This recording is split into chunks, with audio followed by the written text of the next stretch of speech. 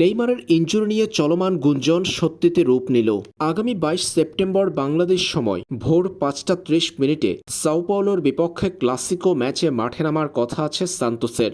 সেই ম্যাচের আগে সান্তোসের ফুটবলাররা যখন অনুশীলনে ব্যস্ত, তখন অনুশীলনে দেখা যায়নি নেইমারকে। সান্তোসের দলীয় অনুশীলনে ছিলেন না ব্রাজিলিয়ান সুপারস্টার। গত কিছুদিন ধরে নেইমারের নতুন ইনজুরি নিয়ে গণমাধ্যমে ছিল গুঞ্জন। এবার সান্তোসের অনুশীলনে নেইমার না আসায় সেই গুঞ্জন সত্যিতে রূপ নিল। জানা গেছে নেইমার জুনিয়র পড়েছেন নতুন ইনজুরিতে। কদিন আগে ব্রাজিল জাতীয় দলে না নেওয়া নিয়ে নেইমার ক্ষোভ প্রকাশ করে জানিয়েছেন টেকনিক্যাল সিদ্ধান্তের কারণে তাকে দলে নেওয়া হয়নি। ফিটনেসের শতভাগ ছিলেন তিনি। অথচ সেই নেইমারই আবারও ইনজুরিতে পড়েছেন সেপ্টেম্বরের উইন্ডো শেষ হওয়ার কদিনের মাথায়। ব্রাজিলিয়ান বিভিন্ন সংবাদ মাধ্যমের তথ্য বলছে নেইমার থাইয়ের চোটে পড়েছেন।